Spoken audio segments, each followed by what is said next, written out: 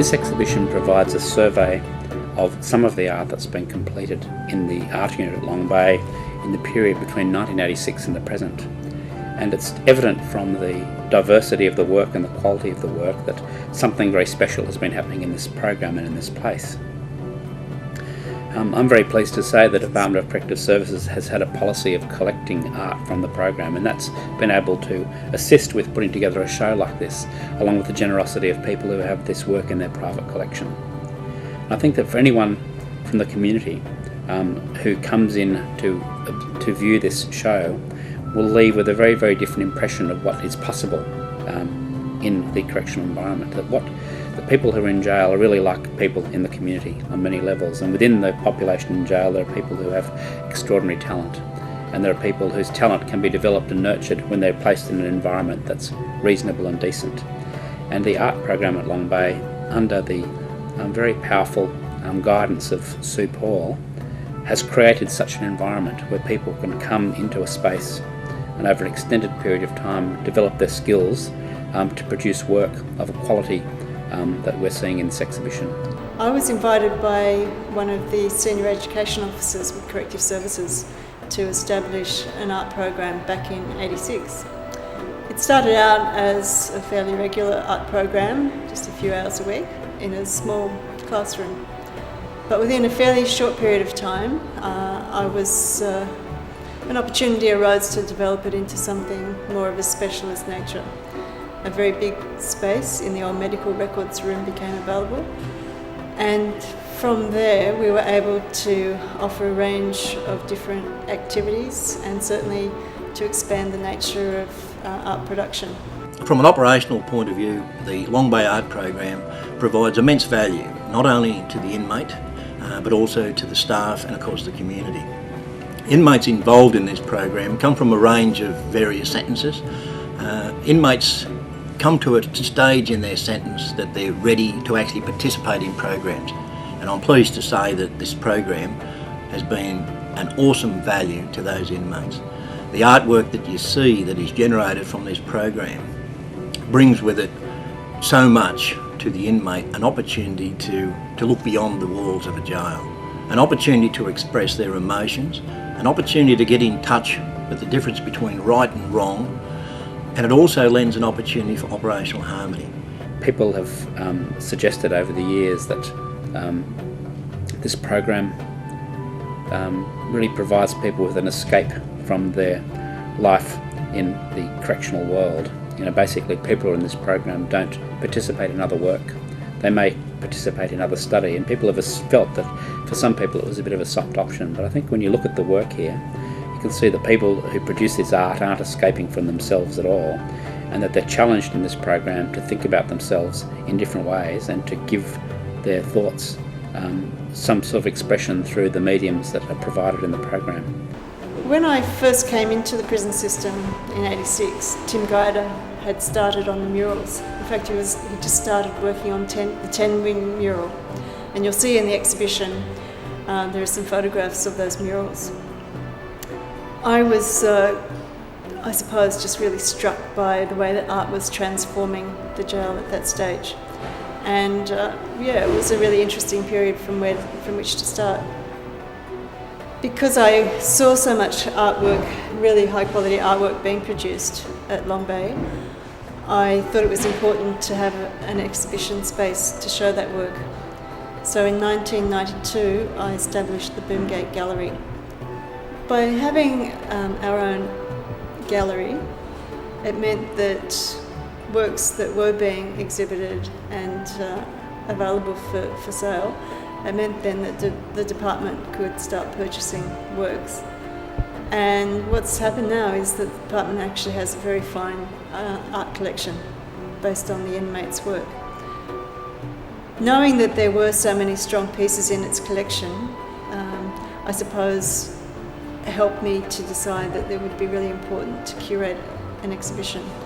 And you'll find that probably 50% of the works in this current survey are works which are now in a range of metropolitan areas within Corrective Services, their own collection. For a long time I've wanted to curate a show, and Also, for a long time, I've thought that this would be a perfect space in which to have our exhibition. It's a highly respected gallery. It's not a commercial gallery, and it has a very attractive feel to it. So when one of the former inmates, who is now in his 3rd year at the art school here, initiated the idea or approached Mick Waterlow, the director of the gallery, to see whether we could have a show, the rest of it just fell into place. I've been director of the Sydney Biennale on 4 occasions, first in 1979. I've done large exhibitions at the Museum of Contemporary Art, worked with the Henry Moore Foundation, so I've seen a fair bit of terrific art in the last 40 years. But this exhibition takes a lot of beating. And one of the things that comes across immediately is the extraordinary vibrancy and the vitality of the work.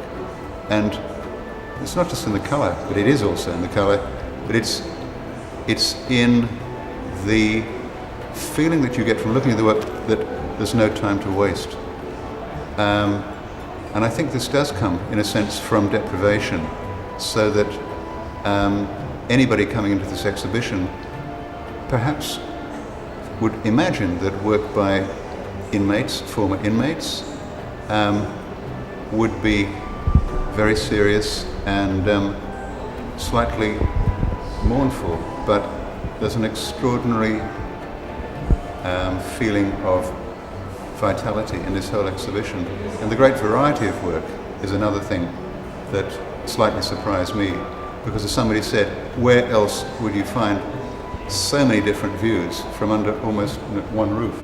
If I can just give you some idea of the range of subject matter. On one level, you have work which is quite straight documentary style work, recording the buildings, recording the people in the prison system. Then you move on to this other area, which conceptually is quite extraordinary. These 2 works by Stephen Watson. The Dean of the College of Fine Arts was looking at this work yesterday and saying, our students now would use a computer to line this up. But as Stephen was saying today, it's all done by his own hand. And what an acute sense of perspective it shows. It's a terrific painting. And all the colour has its own symbolism, which makes it even more meaningful.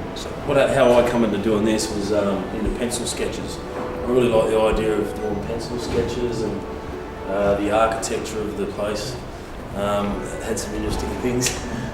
Not many people wanted to draw it, but I really just like the brickwork and stuff. I worked on a pencil sketch on this tower, and it's still a work in progress. I haven't finished it. Thanks. Probably due to the fact that the pencil sketch is at home still. I'm going to finish it. It's due to the fact that I'm colouring in every single brick. I did 6 years jail. I spent 2.5 in the art program, and in that time you think I would have got it done, but yeah. I guess I will get it done one day. So that's how this idea came out, and what I did was I just transferred the image onto a bigger canvas and just used colour to come up with this, just flat areas of colour. And the same thing with this one. How I came up with this one, this yard here, this is 10 wing yard, what he was talking about. Yeah, excuse me for interrupting. So this is 10 wing. So this is a model of 10 wing by one of the other artists, Javier Lopez. And at that stage, when Stephen Zieg were out there, we had 10 people in the art program, and that was their accommodation in this wing. So that painting is showing the side of this wing. Along with a lot of other people too. There wasn't just 10. It wasn't just 10 in this wing. But it would have been pretty crazy if there was. There was more than 10. But there was a lot of us in this yard. Probably about 60 inmates in the wing all up. And the only bit of sun that used to get in the yard in the winter, you probably got about 1 square metre of sun just here. And it was a bit of a battle, you know, for the warm patch. And then as the months grew on, the sun got a bit bigger. But how I come up with this was, when I used to walk back from the art program, you look into here from the outside, and it was like, it reminded me of the gorilla cage at Taronga Zoo, where the big old black gorilla, you know, was up the back, and he looked so sad and lonely and in miserable conditions. And that best describes for me this yard. It was really miserable. So all the colours in this piece of art represent something. The black and white is chessboard, and getting through jail is like a strategy. You know, what your way through the system and how you conduct yourself in jail. You know, it's all a game of chess. You know, there's no wrong way, there's no right way to go through. You just got to do your best. The green, the inmates wear green. Our uniform is dark green. So that's pillars of strength, the inmates. Our contact with the outside is the telephone box. That's us. And then a different green for the sky, freedom. And that's us up there. The red, the anger, the heart beating in the cell. Those are our cell windows. And you know, there's a lot of anger in there. There's a lot of blood pumping around the cell, and just symbolises life. This was a tennis court, like a squash racquetball court, and made it red. And that's pretty much it. The gate's open. It's never open, but I like to think that it just takes you through and out, and you know, you can read what you want into it. But I actually, to get this, it was pretty difficult. You couldn't sit in this yard and draw this now at a desk, because with 20, 30 inmates coming by, you know, you wouldn't get it done. Sue got permission for me to sit out in the yard late in the summer months when it was light, and I'd had a desk right down this end of the yard to actually draw this first on a sheet of paper and stuff, so I could get all the perspectives right. So I'd done that for about a week, I think, at night, just sitting out there, and probably a bit of a roar too, you know. I got it. Stephen, I didn't know that. I like that. All went together. And yeah, got out there with the stars. Everyone was locked in their cell. Bad job. We've got the assistant commissioner just over here, Steph. I think that gate was locked too, by the way. So yeah, that was interesting being able to draw that. And it took me a while, and yeah, and that's how we come up with that. Got the perspectives, transferred it onto a canvas. Sue taught us how to make our own canvases, and Chris would accumulate all the timber from the workshop, and we built and laid the canvases up and done the lot. And to Sue's credit, it's all worked out. Now that I'm on the outside, you know, I've got my own business and that. So, to Sue, yeah, the program's great. There should be one in every jar. I've got some other collage here by George Pratt's that are quite exquisite. Using here a leaf from a banana tree with an element of collage that is quite exquisite. It's okay. I'm sorry to be in the middle here. No, I love it. Okay. It's like a lollipop. No, I started at Cessnock Jail in December 2002, and I was working for the education department when one of the teachers, Sarah Turner, I always remember Turner from Lana Turner, she asked me if I could look through this huge pile of old newspapers to locate articles on education for her department. So it was these piles, and I started looking through them, and all of a sudden I started seeing these pictures in the newspapers that normally you read the articles but look at the picture and ignore it. As I was in jail, I had all this time to look at them, so I started cutting them and classifying them. So then I moved after 3 months to Long Bay, to Minimum, And I kept doing that. Then from one of the art teachers, Elizabeth, who told Sue about myself eventually, she gave me this block of paper. So I started putting them together. And what I would do, for example, this is a Prada, the Italian designer, dress ×4. So at times I would have to ring a friend on the telephone and say, save me page so-and-so of the Herald, because I cannot get another one.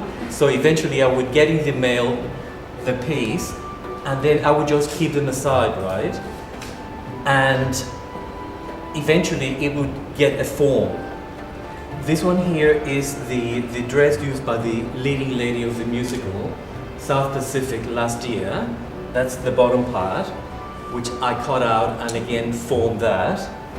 This one, we had some banana trees at Area 7 Long Bay, and as in jail, you don't have much to do but see things grow or die, or, you know, so I was watching trees growing, and this red thing came out where the bananas grow from, and this was the first leaf that came out, which one morning I discovered on the ground floor.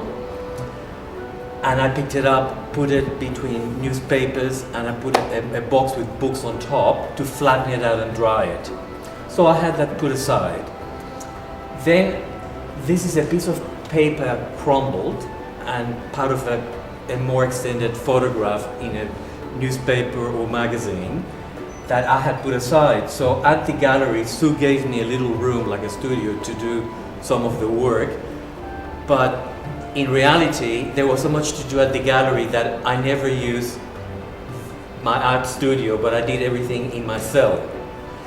So Sue gave me this wonderful gray piece of paper that there were a few of them.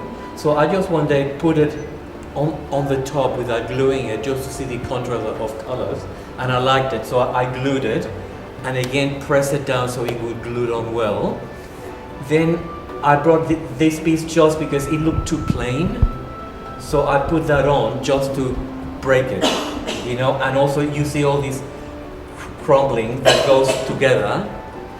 Yeah, and what I'm doing as of late, I'm getting these catalogs from Sotheby's and the other auction house, Christie's, and I'm getting the photographs of the great masters, which had wonderful outfits, dresses and costumes, and I'm cutting out the yellows, the pinks, the blues from a dress. Let's say a dress has 3 colors, I split them, and then eventually I join them together and it looks quite elegant.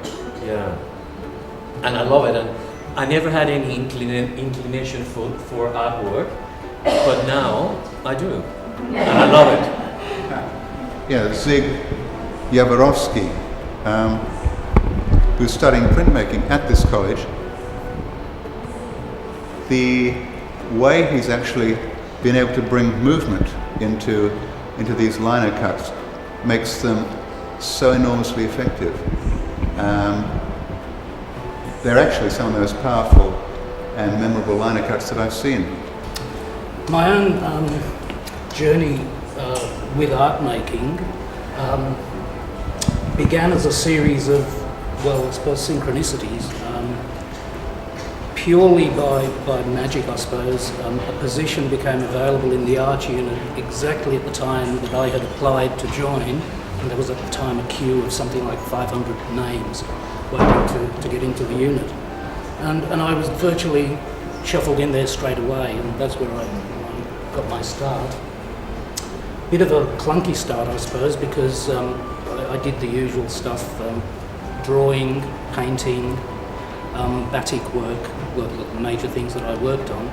But it wasn't until I discovered printmaking that I really found a medium that expressed the way I wanted to express things that I was seeing around me, the social customs in the jail, for example.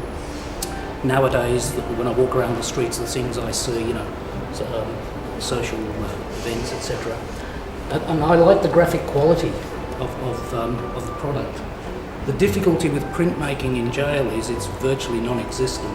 About the only thing we're allowed to do really is, and you would understand this, is lino cut, which is what these are. We obviously can't get access to acids and chemicals, you wouldn't expect that. And printing presses, there is a press there now, I understand, but they do nasty things to hands and stuff, so they weren't allowed at the time.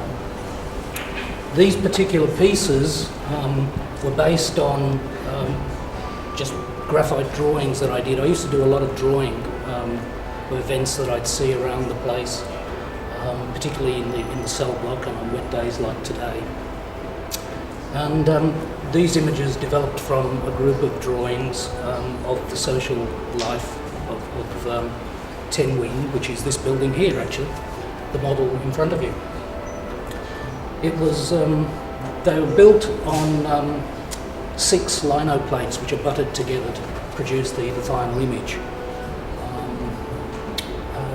The original drawing was an A4 little sketch which was then magnified with Sue's help using photocopies.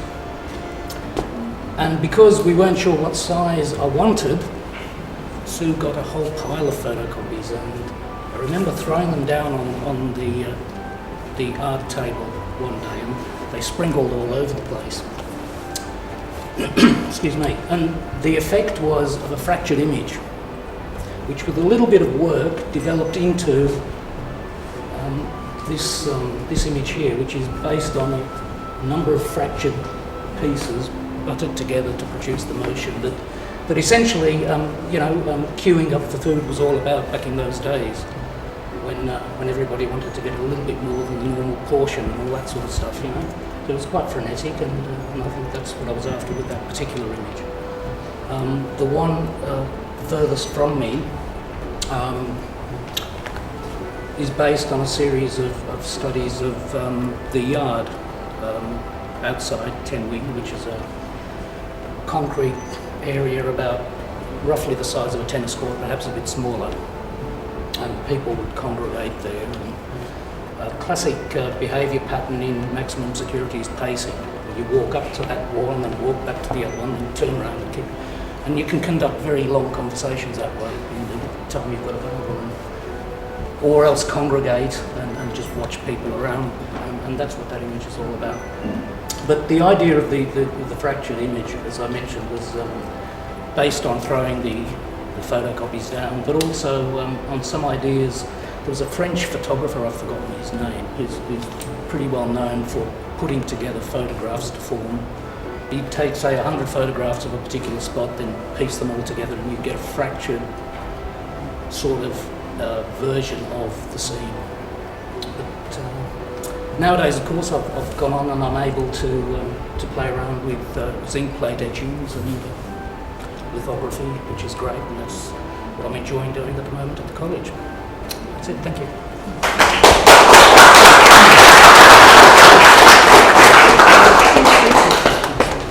This work in particular also demonstrates the importance of art as a form of documentation, because Luke would be able to tell me what year it was they stopped the queuing of the food for this. Now people have each get a plate or a tray with food that's, what do we call that, cook chill, that process. So this is quite historical now, and we didn't appreciate it at the time because it changed within a few months. What was that, like about 2002? 2001? 2000. Oh, 2000. And paintings here that are quite biting and yet have their own humour, by Peter Pavlov of the Daily Muster and The Search, which is called The Ramp. Getting to prison in my old age when I was 50 was probably a turning point in a lot of ways for me, and in that sense I'm really grateful, if you can ever be grateful in being in jail, but I am. I consider myself professionally dropped out since early 70s or late 60s, and always consider myself a really proud person and treasure my privacy. And my motto was, stop the world and let me out.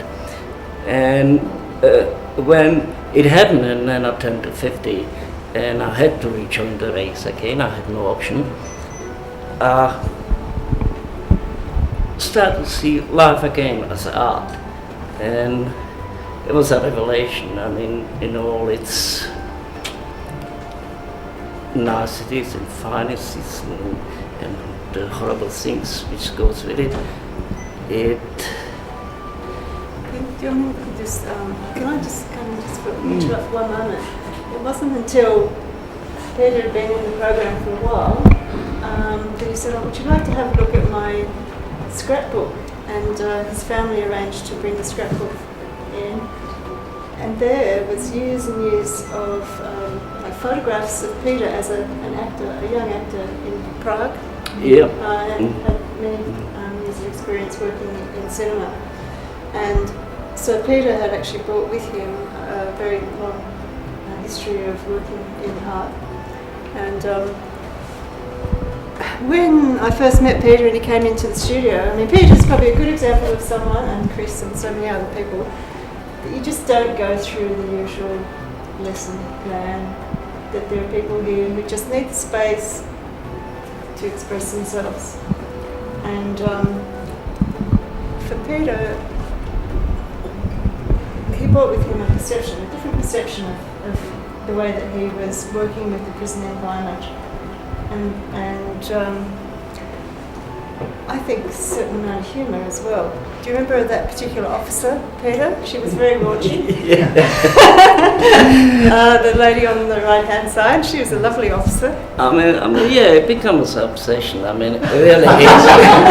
No, look, I mean, you can't help it. I mean, it really is full on. You can smell it. The testosterone is just overpowered. You know what I mean? And it makes you physically sick. So, you know, any female or female is just something you appreciate, you know. So it's become a bonus in life, in prison. So on something to appreciate. the large painting there, is muster time, because twice a day, certainly in maximum security, the inmates line up, and you can see there the officer behind the inmate there has the book open, checking the identification of each person. The officer, the female officer on the right there, is standing outside the entrance of the accommodation wing. Again, 10 wing that's referenced in so many of these different artworks. Yeah, it's a lookout from 10 wings. That's right. So it's looking across the circle. So as the inmates are ticked off, then they'd be coming back in to be locked up in this case in the middle of the day. Is this middle of the day? Yeah. Obviously summertime, and probably I think it was just around Christmas. It was getting a joyous occasion. And so this is looking onto the circle, and there are 4 radiating wings from this particular part of Long Bay. It's the oldest part, but not quite as picturesque as that. It is interesting, but Peter just seems to have turned it into, has given a little bit of a Flemish touch, I think, in the way that he's treated the tops of the buildings, and he's called it Long Bay, Long Day. So when you see a lot of his work, you know, there's a whole lot of little things that are happening there that are quite idiosyncratic. And the painting on the left is simply called a ramp. And these sorts of words just roll off the tongue, and we assume that people know what we're talking about. A ramp is a search. It's jail lingo for search. And you can see in this one that, well, Pete, do you want to just explain? It's better for you. Yeah, look, I'm so grateful that those 2 pictures are actually together, because they do represent 2 different sides of prison. And it is, you know, looking at it now, I mean, after even having this 3 years time, I still get the shiver, you know, on my spine, just when I was sort of first time confronted with the scene on the left, the pictures up there. It was sort of somehow unnecessary anyway. It's I don't know. It was just something unsettling about it, and but I do prefer to talk about this one, you know, because the one on the left, though, it is an interesting subject matter. It's in fact the only time that I've seen the subject of a search used in an artwork. And just to give you a little bit of an understanding, there are regular searches that are conducted, and that's really necessary for the safety of everybody, inmates and staff. But then if there are real problems, then certainly there's a different level of the type of search where they may have to, document things. And of course this one is the latter, because the video camera is down on the right-hand side. But there is a poem. Do you want me to read it out? Can I just say something? Okay. Just before that, I mean, it really didn't hit me as much, as when the first picture came from the Abu Ghraib, from Iraq. And I mean, there is a sketches and work prior to that, and it was virtually just popping out. I mean, it wasn't in different contexts and with different explanation, whatever. But on the end, yeah, it was something which is sort of the most degrading things you can experience in prison, and sort of not glad, because you can't be glad about these things, but I felt vindicated that Ashley painted. And so, yeah. Peter, yeah. do you want to read out this poem? Can you read it? I haven't got my glasses and I can't see, so. All right, okay. Right. Clank, clank, bang, clank. Noises outside the door, coming nearer. Cell search. Is my room next? Then the door is opened. Suddenly, out you come. And the man with the sledgehammer enters to play a tune on your window bars. No, no damage there. They move on to the next step. Get on with the full Monty. Get on with it. Lots of others to go. Lift up your family treasures, turn around, bend over, you're nearly done. Behind you the dog has managed to do his part. Sniffing in the room, searching, sniffing. Nothing there. If you're a reasonable fellow, there won't be any need for the camera. Then as suddenly as they entered, they point you back into your room and shut the door firmly and are gone. Echoes and noises behind them. Clank, clank, clank, clank.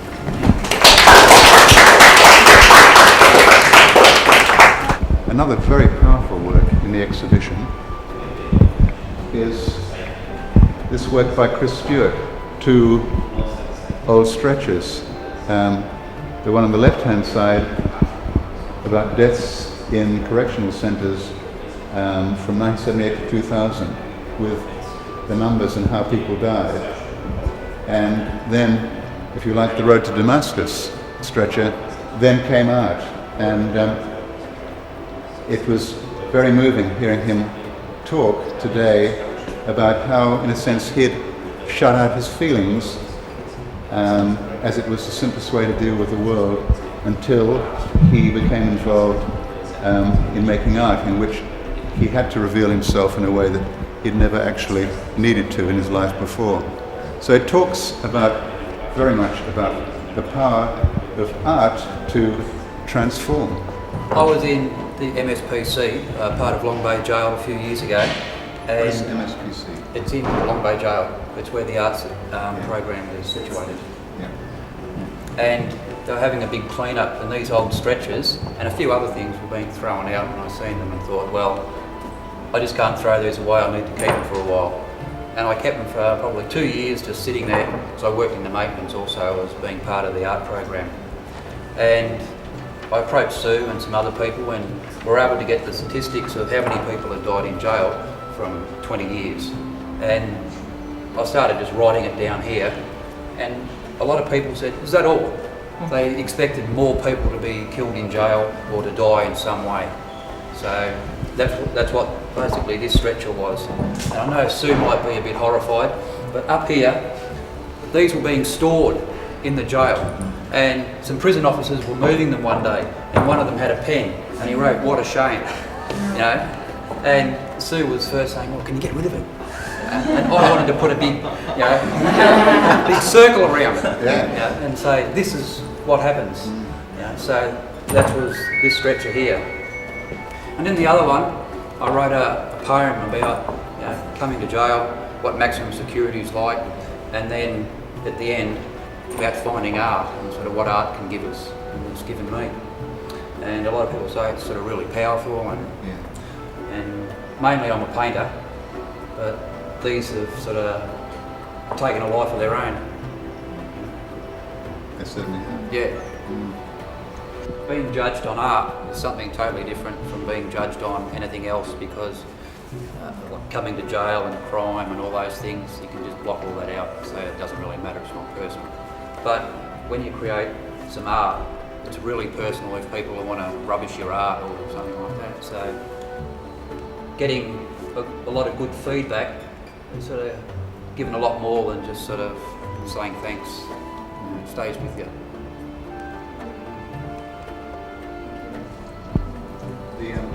How did you come into the art program to begin with?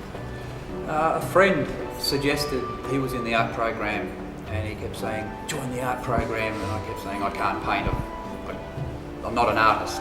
And anyway, Sue said, I met her one day and she said, do some sketches or something. So I'd done a couple of little sketches and I don't know what it was, and showed them to Sue. And at that time there were no serious offenders or the people who come under the SORC. You've got to be doing 12 years in jail or over. They'd been removing these people from the art program. Different people come in charge. And I was the first person they put up to try and get back into the art program, and I haven't looked back since then. Do you look, just as a matter of interest, do you look at other people's work? I mean, I know you've got, I've been out there, you've got lots of magazines and this, that, the other. Yeah. No, I tend to stay away from looking at other artists, and I know a lot of artists, they can sort of rave on about, who painted something, 300 years ago.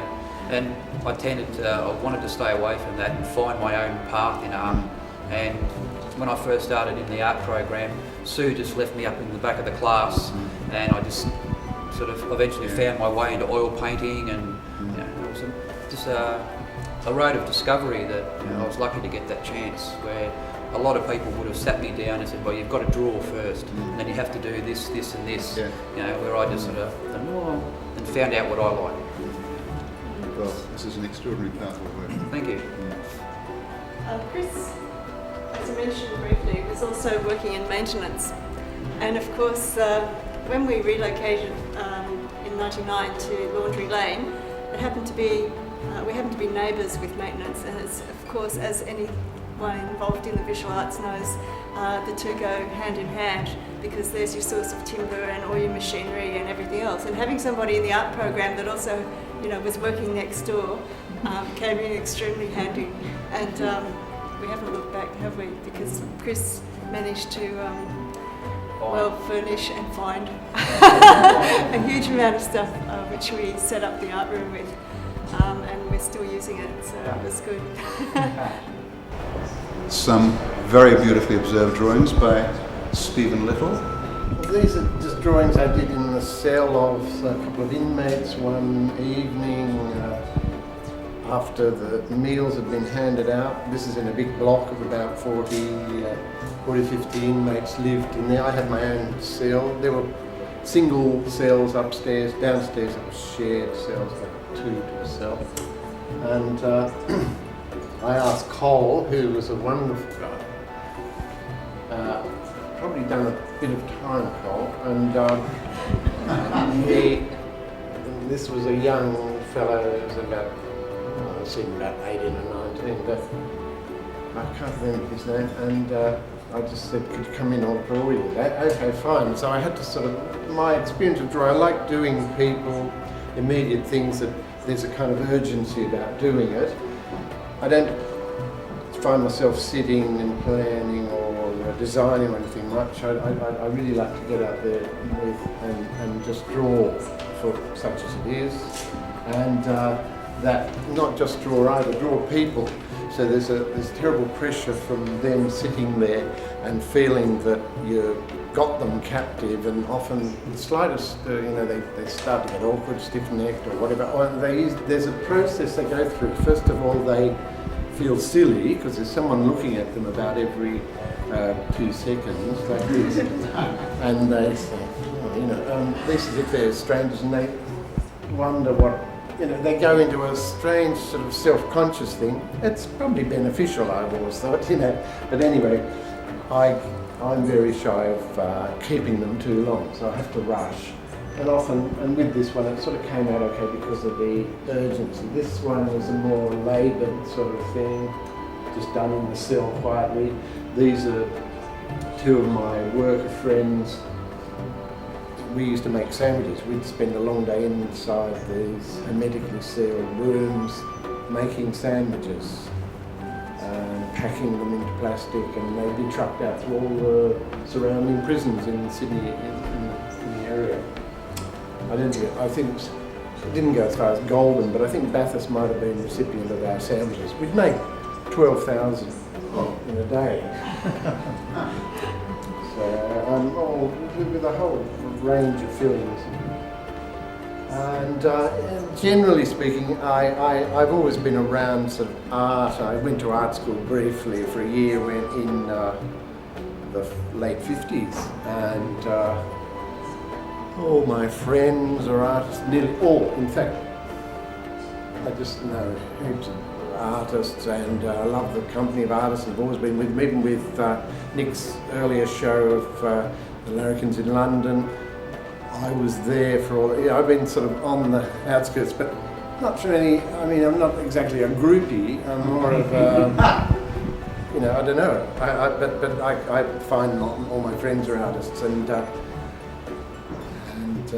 when I went to jail, I found that it was been good in the way that it gave me time, and I sort of really couldn't get away without doing something. So I used to do little cards with drawings on them, colour them up a bit and send them to a lot of friends. So I find I'm still doing those, but I'm not an intensive artist at all.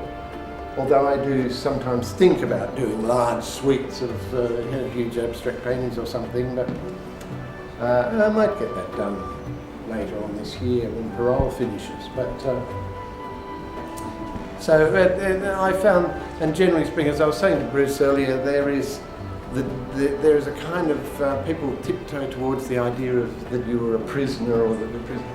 And really, what I found after there was a sort of threshold of a bit that was a bit nightmarish, when I went in and sort of getting used to that.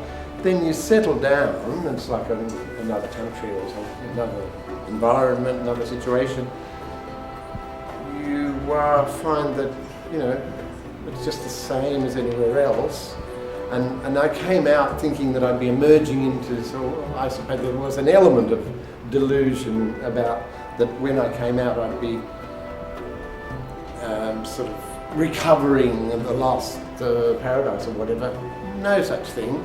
I found that everybody I saw again after that time had been through their own kind of peculiar, sometimes hell, people that, so there's no stopping the torrent of life, and being in or out of prison or being a refugee, it was, so